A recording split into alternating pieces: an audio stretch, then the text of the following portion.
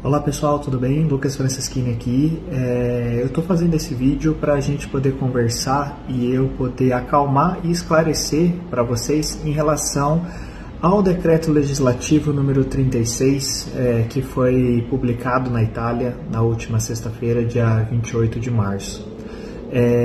O primeiro ponto que eu queria falar aqui com vocês é que chegou muitas informações para mim de links e matérias de jornais e revistas, enfim, várias informações de meios de comunicação, tá? E a primeira coisa que eu preciso alertar vocês é para tomarem cuidado com essas informações, porque em vários desses meios as informações não estavam totalmente corretas, tá?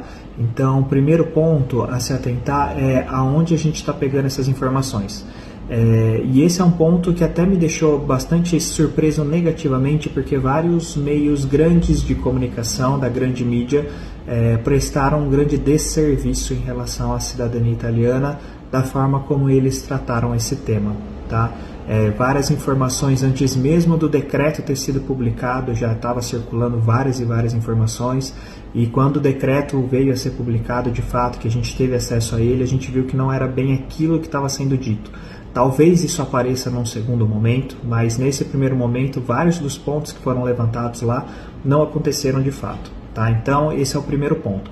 Escutem os assessores, escutem os advogados, escutem as pessoas que de fato entendem e estão dentro do mundo da cidadania italiana, tá? Então, a nossa responsabilidade aqui e o nosso compromisso é com a verdade, e a gente sempre vai trazer isso para vocês com a maior transparência possível. Segundo ponto, para a gente acalmar um pouco o coração de vocês, porque eu sei que as notícias que vieram são bem ruins, pegou o mundo inteiro da cidadania italiana de surpresa, tá? Então, tem vários, não foi só a gente, foi o mundo inteiro da cidadania, ninguém esperava por um golpe tão duro e tão repentino em relação à legislação e ao direito dos antepassados, tá? O direito dos descendentes, quero dizer. Porque isso foi uma medida totalmente arbitrária, uma medida totalmente política, tá? E não teve respaldo e resguardo jurídico, tá? O que eu quero dizer com isso? A gente precisa prestar algumas atenções, alguns pontos nesse decreto, que o primeiro ponto é que ele é um decreto de urgência sem existir uma urgência, tá? Não é uma questão de guerra, não é uma questão de desastre natural, não é uma questão de emergência sanitária, então não existe urgência de fato para esse decreto. Então esse é o primeiro ponto, tá? O segundo ponto é que ele viola o princípio básico da não retroatividade. Então, um exemplo muito comum que eu estava, muito simples e didático aqui para entender, né, para vocês entenderem, eu estava falando para alguns clientes em relação à compra de uma televisão. Vamos supor que você, hoje é totalmente permitido, você vai numa loja, compra uma televisão. E aí passa-se 5 anos e aí é editada uma lei que não só proíbe você de comprar televisão, como diz que quem comprou televisão cometeu um crime e precisa ser preso por isso. É totalmente impensável um negócio desse, porque na época era permitido, como que agora você vai ser julgado como uma pessoa que cometeu um crime?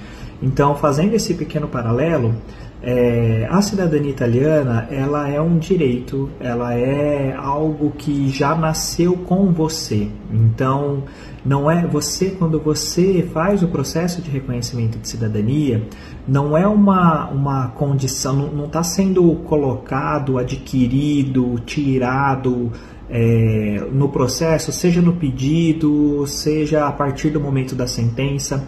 Não é nesse momento que você se torna cidadão italiano, você já é cidadão italiano desde o seu nascimento. Então, você pegar num projeto de lei e falar que esqueça tudo que teve de legislação até então e o que vale é o que está a partir de agora, mesmo para quem já nasceu, ter um efeito retroativo que não cabe no direito, né? Então, isso não é completamente inconstitucional, isso não tem validade. Então, assim, também não adianta a gente tentar achar lógica num decreto que não tem lógica, né? A gente ficar rodando em círculos. Terceiro ponto é que ele afeta direitos adquiridos. tá? De antes dessa proposta. Então, você já nasceu com a cidadania italiana, você já tem esse direito à sua cidadania italiana, você já é cidadão italiano. O que a gente faz é um processo para que o Estado italiano saiba da sua existência. É simplesmente isso, né? Então, a gente acredita que muito provavelmente esse decreto vai cair, tá? Talvez não da forma como a gente queira, mas que ele em algum momento seja considerado inconstitucional, enfim. Vamos esperar cenas dos próximos capítulos, né? Porque agora a batalha só está começando. Então, o que a gente tem de concreto, tá? Na sexta-feira, a gente entrou em contato com os nossos clientes de situações mais urgentes que a gente precisava tomar medidas mais urgentes, né, e momentâneas. A gente fez isso, entrou em contato com todos. Os clientes que a gente não entrou em contato é porque, em princípio, não são e não vão ser impactados por essa medida, tá? Então, todos os clientes que já estão com processos em andamento podem ficar tranquilos, porque os processos já foram protocolados, é para ser seguido a regra passada, tá? Mesmo com esse decreto, a gente considerando ele inconstitucional, ele está válido até que ele seja, de fato, considerado inconstitucional. Então, esse é um ponto importante. Os clientes que já têm processo em andamento, fiquem tranquilos, tá? Clientes que estão com processos via consulado, todos os processos via consulado, em princípio, estão suspensos, tá?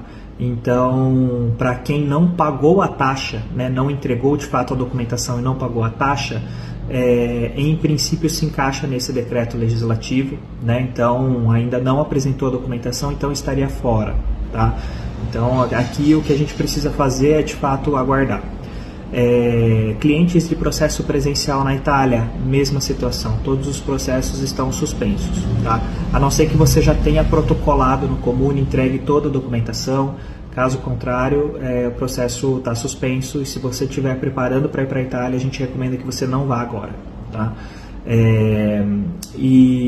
Então, processos judiciais de quem acabou de contratar o serviço, processo judicial que a gente já estava em andamento, organizando a documentação, não existe necessidade da gente pausar esses serviços, tá? A gente pode continuar emitindo os documentos, pode continuar com a organização, fazendo tradução e enviando os documentos para o advogado na Itália. Esses processos não tem motivo para a gente pausar, porque a gente pode entrar com processo judicial e já coloca essas alegações na petição inicial. Enfim, o advogado já está trabalhando para que a gente possa seguir normalmente com os processos de reconhecimento da cidadania italiana, tá?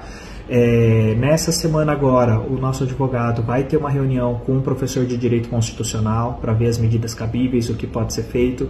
Tem vários e vários juristas italianos, várias entidades ligadas aos descendentes que já estão se movimentando para esse tipo de questão, tá, na Itália. Nós aqui também já estamos tomando todas as medidas cabíveis e que nos cabem, né? Então, assim, todas as medidas que a gente pode tomar, a gente aqui também já está tomando. Então, eu venho aqui nesse vídeo mais para tranquilizar todos vocês, para explicar melhor sobre essa situação e dizer que, infelizmente, essa luta só está começando, né? Esse decreto legislativo, fazendo um paralelo aqui com o Brasil, é como se ele fosse uma medida provisória. Então, ele tem validade desde a sua publicação. Então, ele, apesar da gente considerar ele inconstitucional, ele está válido, até que ele seja considerado inconstitucional. E aí, a tramitação dele tem três possibilidades, né? A primeira possibilidade é que, assim, por ser um decreto de lei, ele tem 60 dias para o parlamento converter ele em lei. Então, aprovar ele como ele está, né?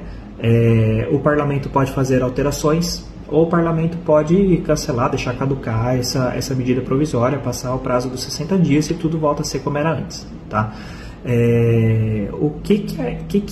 Eu não gosto de passar muitos panoramas aqui, porque é um pouquinho complicado isso, mas o que eu acredito que aconteça é o caminho mais longo, é o caminho do parlamento propor alterações, fazer algumas alterações, mas que essas alterações não vão ser o suficientes para tirar a ilegalidade desse decreto.